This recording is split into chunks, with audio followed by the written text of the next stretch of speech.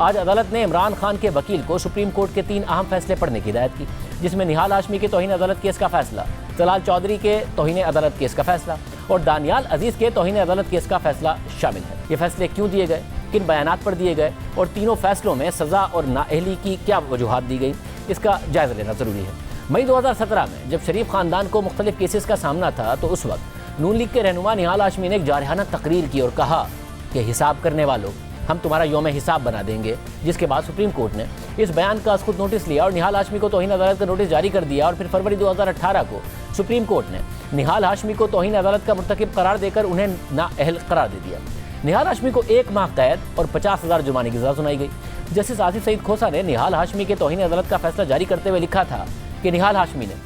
توہین عدالت کی ہے اور اگر انہوں نے ججز کے بجائے JIT کے اراکین کو بھی دھمکی دی تو بھی توہین عدالت ہے، کیونکہ JIT اعلیٰ عدلیہ کے حکم پر کام کر رہی تھی اور انہیں دھمکانا عدالتی کام میں مداخلت اور رکاوٹ سمجھی جائے گی۔ توہین عدالت کرنے والے کی معافی خودکار نہیں کہ معافی مانگ لی اور عدالت قبول کر لے گی، یہ عدالت کا اختیار ہے کہ وہ فیصلہ کرے کہ معافی قبول کرتی ہے یا نہیں۔ ساتھ ہی عدالت نے اپنے فیصلے میں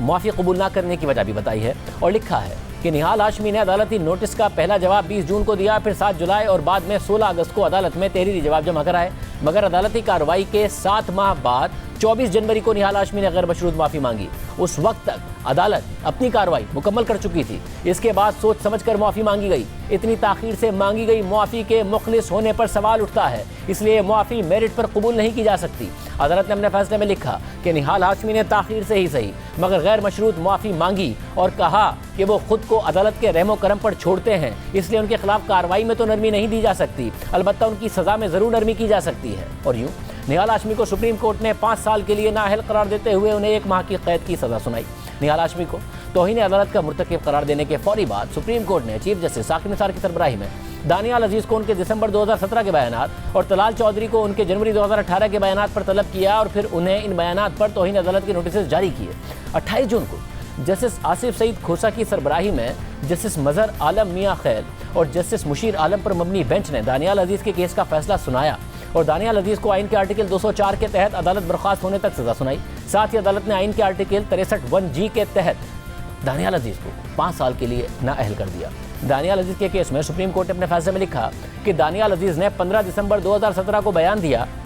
کہ جہانگیر ترین کو قربان کر کے انصاف کا دکھاوا پیش کیا، جس کا مقصد پاکستان تحریک انصاف اور PTI کو بچانا تھا اور یہ عین اسکرپٹ کے مطابق ہے۔ فیصلے میں مزید کہا گیا تھا کہ دانیال عزیز نے 21 دسمبر 2017 کو بیان دیا کہ یہ ایک جج ہیں اعجاز الاحسن،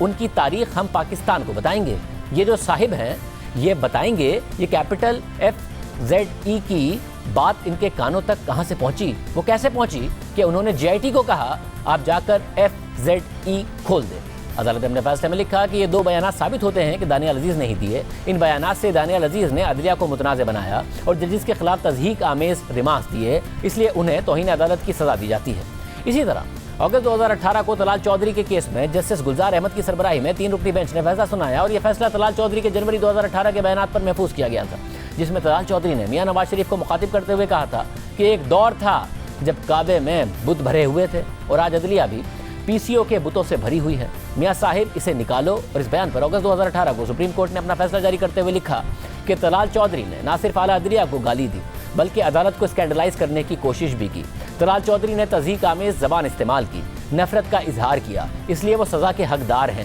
عدالت نے فیصلے میں لکھا کہ اس کیس میں طلال چودھری نے اپنا دفاع پیش کرتے ہوئے یہ موقف اختیار کیا کہ ان کی 24 جنوری 2018 کی پریس کانفرنس اور 27 جنوری کی تقریر کو سیاق و سباق سے ہٹ کر پیش کیا گیا۔ عدالت نے لکھا کہ اگر ایسا کوئی معاملہ ہے تو بار ثبوت خود طلال چودھری کے سر پر ہے، کیونکہ انہوں نے اپنے دفاع میں 5 گواہ پیش کیے اور ان میں سے 1 گواہ پیمرا کا جنرل مینیجر بھی تھا، مگر اس کے باوجود طلال چودھری نے اپنی تقریروں کا مکمل متن عدالت میں پیش کر کے یہ ثابت کرنے کی کوشش نہیں کی کہ یہ تقریریں سیاق و سباق سے ہٹ کر ہیں۔ عدالت نے اپنے فیصلے میں مزید لکھا کہ طلال چودھری نے عدالت سے تحمل کا مظاہرہ کرنے کی درخواست کی، مگر عدالتی تحمل کا اظہار ایک عالمی اصول نہیں ہے جسے ہر کیس میں لاگو کیا جائے۔ ہر کیس کے مختلف حقائق ہوتے ہیں جس کے لیے قانون کیس کے حقائق اور حالات کو دیکھ کر لاگو کیا جاتا ہے۔ طلال چودھری کی 2 تقریریں یہ ظاہر کرتی ہیں کہ انہوں نے نواز شریف کی تابعداری کی خاطر ایسے الفاظ ادا کیے جن سے چیف جسٹس کے آفس، عدالت کے ججز اور پورے ادارے کو تعصب کا نشانہ بنایا۔ طلال چودھری کے یہ الفاظ شائستگی اور اخلاقیات کے دائرے میں نہیں آتے۔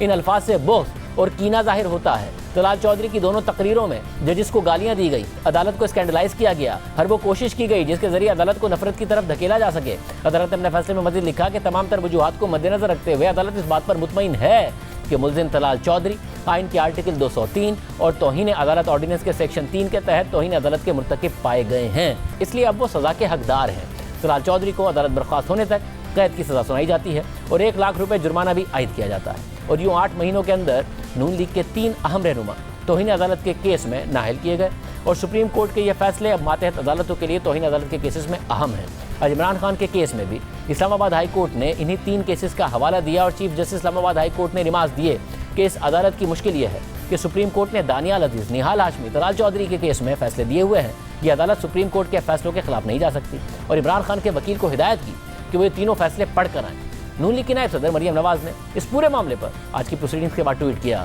کہ اصل میں توہین کی سزا جج زیبا صاحبہ کو ہونی چاہیے، جنہوں نے انصاف کر کے عمران خان کی شان میں گستاخی کی تھی۔ اس کے علاوہ مریم نواز نے ٹویٹ کیا کہ عمران خان کو فراہم کردہ ڈھیل اور سہولیات سے اور کچھ ثابت ہو نہ ہو، نواز شریف اور نون لیگ سے ہونے والی ناانصافیاں اور زیادتیاں ایک بار پھر پوری قوم کے سامنے عیاں ہو گئی، ترازو سیدھا نہیں ہو سکا، یعنی نون لیگ سوال اٹھا رہی ہے۔ اور آج وزیر قانون اعظم نذیر تارڑ نے مطالبہ کیا کہ سپریم کورٹ نے توہین عدالت کے کیسز میں دیگر سیاستدانوں کے خلاف جو فیصلے دیے، اسی قانون کا اطلاق عمران خان کے کیس میں ہونا چاہیے تاکہ اس تاثر کو زائل کیا جا سکے کہ عمران خان لاڈلے ہیں۔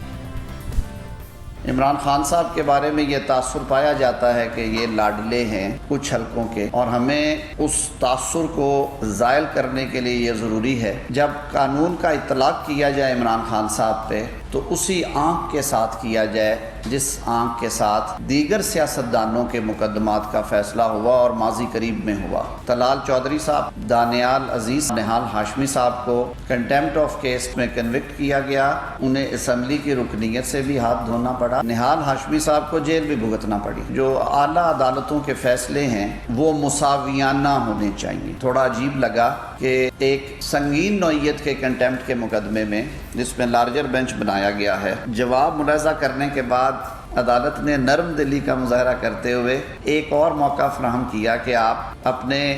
رویے پہ مزید نظر ثانی کریں تاکہ آپ کو کوئی رستہ مل سکے۔ ہم نے اس پہ بات کرنے کے لیے تحریک انصاف کے رہنما فواد چودھری کو دعوت دی تھی، مگر انہوں نے کوئی جواب نہیں دیا۔